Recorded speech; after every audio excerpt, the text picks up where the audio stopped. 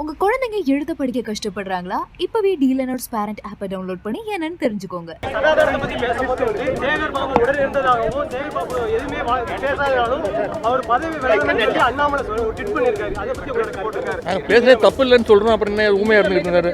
அனைத்து மதங்கள்ல எந்த மதத்திலையும் இந்த மாதிரி ஜாதி வித்தியாசங்கள் இருந்துச்சுன்னா பிரிச்சு பார்த்தீங்கன்னா அதைத்தான் நான் கண்டிச்சு பேசினேன். முந்தானத்து நான் அந்த நிகழ்ச்சியில் பேசுனது தான் திருப்பி பேசுவேன், இன்னும் அதிகமாக பேசுவேன். அந்த கூட்டத்தில் பேசும்போதே நான் சொன்னேன், நான் இந்த மேடையில் நிற்கிறேன், நிறைய விஷயங்களை பேச போகிறேன், சனாதனத்தை பற்றி பேசுகிறேன், பல பேரோட வைத்தறிச்சல் இருக்கும் அப்படின்னு நான் சொன்னேன். நான் நினச்சது நடந்திருக்கு. நான் எனக்கு தெளிவாக சொல்லிட்டேன். நிலையானது எதுவே மாற்றம் பண்ண முடியாதுங்கிறது தான் சனாதனம் அப்படிங்கிறதுக்கு ஒரு அர்த்தம் சொல்கிறாங்க. ஆனால் நம்ம பெண்களை வீட்டை விட்டு வெளில வரக்கூடாதுன்னு சொன்னாங்க. இப்போ வெளில வந்திருக்காங்க. பெண்கள் படிக்கக்கூடாதுன்னு சொன்னாங்க. திராவிடம் தான் பெண்களுக்கு படிப்பு கொடுத்துச்சு.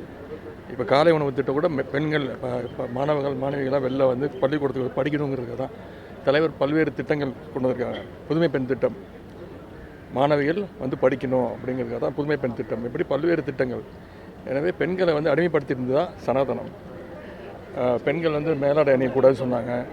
கணவன் இறந்த உடனே உடன்கட்டை ஏறணும்னு சொன்னாங்க. இதெல்லாம் தான் சனாதனம். இதெல்லாம் தான் நான் ஒழிக்கணும்னு சொல்கிறேன். அதை நான் தொடர்ந்து சொல்லுவேன். சனாதனத்தை பத்தி பேசும்போது சேகர் பாபு உடன் இருந்ததாகவும் சேகர் பாபு எதுவுமே பேசாததாலும் அவர் பதவி விலகணும்னு அண்ணாமலை ஒரு ட்வீட் பண்ணியிருக்காரு. அதை பத்தி உங்களோட போட்டிருக்காரு. நீங்கள் நான் சேகர் பாபு நன்றி நான் அவருக்கு பதில் சொல்ல முடியும். என்ன தப்பு? அப்போ நானும் தான் அமைச்சர். நான் நீங்க பேசும்போது அவருக்கு ஊமையா இருந்து கேட்டுட்டு இருந்தார். நீங்களும் ஆசிரியர் திராவிடர் கழக ஆசிரியர் பேசுறதே தப்பு இல்லைன்னு சொல்றோம். அப்புறம் என்ன ஊமையா இருந்துட்டு இருந்தாரு? நான் எல்லா மதத்துக்கும் சேர்த்து தான் பேசினேன். இந்து சமயத்துக்கு மட்டும் பேசல. நான் எல்லா மதத்துக்கும் பொதுவாக தான் பேசினேன். இந்து சமயத்துக்கு மட்டும் இந்து மதத்துக்கு மட்டும் நான் பேசல. அனைத்து மதங்கள்ல எந்த மதத்திலையும் இந்த மாதிரி ஜாதி இது இருந்துச்சுன்னா வித்தியாசங்கள் இருந்துச்சுன்னா பிரிச்சு பார்த்தீங்கன்னா அதைத்தான் நான் கண்டிச்சு பேசினேன். அதனால